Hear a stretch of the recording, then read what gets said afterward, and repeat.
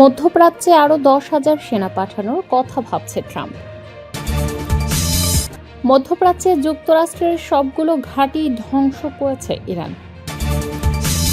Petrol ও ডিজেলের শুল্ক কমালো ভারত।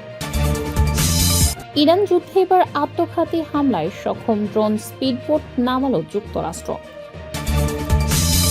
সর্বশেষ জানাবো, হরমুজ প্রণালী দিয়ে মালয়েশিয়ার জাহাজ চলাচলের অনুমতি দিল ইরান। শিরোনাম শুনলেন, এবারে বিস্তারিত।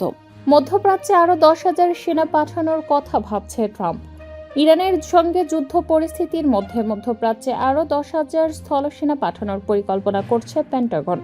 তেহরানের সঙ্গে সম্ভাব্য শান্তি আলোচনা প্রস্তুতির পাশাপাশি সামরিক শক্তি বিকল্পগুলো আরও বাড়াতে মার্কিন প্রেসিডেন্ট ডোনাল্ড ট্রাম্প এই পদক্ষেপ নিতে পারেন বলে বিভিন্ন সংবাদ মাধ্যমের প্রতিবেদনে জানানো হয়েছে। পরিকল্পনার সঙ্গে যুক্ত মার্কিন প্রতিরক্ষা দপ্তরের কর্মকর্তাদের বরাত দিয়ে মার্কিন সংবাদ মাধ্যম দ্য ওয়াল স্ট্রিট জার্নাল জানিয়েছে, বৃহস্পতিবার একজন ঊর্ধ্বতন প্রতিরক্ষা কর্মকর্তা জানিয়েছেন যে মধ্যপ্রাচ্যে অতিরিক্ত 10,000 পর্যন্ত স্থলসেনা পাঠানোর বিষয়টি বিবেচনা করছে পেন্টাগন। যদিও ওই কর্মকর্তা বলেছেন, সেনাবাহিনীর কোন ইউনিটগুলোকে মোতায়েন করা হবে তা এখনও স্পষ্ট নয়।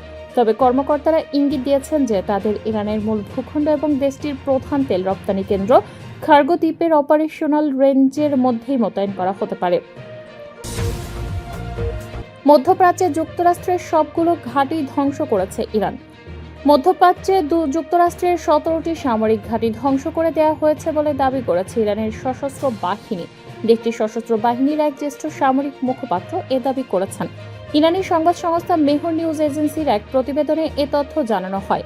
স্থানীয় সময় বৃহস্পতিবার গভীর রাতে দেয়া এক সাক্ষাৎকারে সশস্ত্র বাহিনীর জেনারেল স্টাফের মুখপাত্র ব্রিগেডিয়ার জেনারেল আবুল ফজল শেখার্জি বলেন, পশ্চিমা এশিয়া অঞ্চলে যুক্তরাষ্ট্রের স্থাপিত 17টি সামরিক ঘাঁটির সবকটি ইরানের শক্তিশালী বাহিনী ধ্বংস করেছে। তিনি আরও দাবি করেন, যুক্তরাষ্ট্র তাদের ঘাঁটি ও সেনাদের সুরক্ষা দিতে ব্যর্থ হয়েছে। পেট্রোল ও ডিজেলের শুল্ক কমালো ভারত। বৈশ্বিক জ্বালানি বাজারে অস্থিরতার প্রেক্ষাপটে সম্ভাব্য মূল্যস্ফীতি নিয়ন্ত্রণে রাখতে পেট্রোল ও ডিজেলের ওপর আবগারি শুল্ক কমিয়েছে ভারত সরকার। একই সঙ্গে ডিজেল ও বিমান জ্বালানি রপ্তানির ওপর নতুন করে কর আরোপ করা হয়েছে। যুক্তরাষ্ট্র ইসরায়েলের ইরানে হামলার পর হরমুজ প্রণালীতে জাহাজ চলাচল ব্যাহত হওয়ায় বিশ্ববাজারে তেলের দাম বেড়ে ব্যারেল প্রতি $100 ছড়িয়েছে। আর এ প্রণালী দিয়ে ভারতের প্রায় 40% অপরিশোধিত তেল আমদানি হয়। বৃহস্পতিবার ভারতের অর্থ মন্ত্রণালয় এক আদেশে পেট্রোলের আবগারি শুল্ক লিটার প্রতি 13 রুপি থেকে কমিয়ে 3 রুপি করেছে। একইভাবে ডিজেলের ওপর শুল্ক 10 রুপি থেকে শূন্যে নামিয়ে আনা হয়েছে। এই সিদ্ধান্তে কত রাজস্ব ক্ষতি হবে তা সরকার আনুষ্ঠানিকভাবে জানায়নি। তবে বিশ্লেষকদের মতে শুল্ক কমানোর ফলে সরকারের আয়ে বড় ধরনের প্রভাব পড়তে পারে। এমন সময়ে এই সিদ্ধান্ত নেওয়া হচ্ছে যখন কয়েকটি রাজ্যে নির্বাচন সামনে রয়েছে। ইরান যুদ্ধে এবার আত্মঘাতী হামলায় সক্ষম ড্রোন স্পিডবোট নামালো যুক্তরাষ্ট্র। ইরানের বিরুদ্ধে সামরিক অভিযানের অংশ হিসেবে টহল দেওয়ার জন্য চালকবিহীন ড্রোন স্পিডবোট মোতায়েন করেছে যুক্তরাষ্ট্র। দেশটির প্রতিরক্ষা সদর দপ্তর পেন্টাগন এই তথ্য নিশ্চিত করেছে। এটি প্রথমবার যখন ওয়াশিংটন কোনো সক্রিয় যুদ্ধে এ ধরনের নৌযান ব্যবহারের কথা স্বীকার করল। এর আগে এসব ড্রোন বোট মোতায়েনের বিষয়টি প্রকাশ্যে আসেনি। নজরদারির পাশাপাশি আত্মঘাতী হামলার জন্য এসব চালকবিহীন নৌযান ব্যবহার করা যেতে পারে বলে জানা গেছে।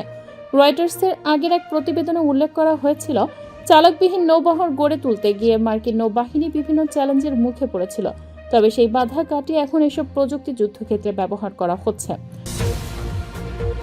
হরমুজ প্রণালী দিয়ে মালয়েশিয়ার জাহাজ চলাচলের অনুমতি দিল ইরান।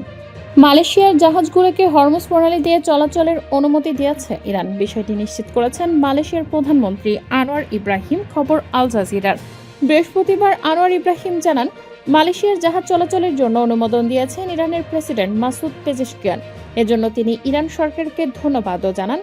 তিনি বলেন, মালয়েশিয়ার তেলবাহী ট্যাঙ্কার ও সংশ্লিষ্ট নাবিকদের নিরাপদে ফিরিয়ে আনতে কাজ চলছে। তবে কতটি জাহাজ এই প্রণালী অতিক্রম করেছে বা কি শর্তে চলাচলের অনুমতি দেওয়া হয়েছে সে বিষয়ে বিস্তারিত কিছু জানাননি তিনি।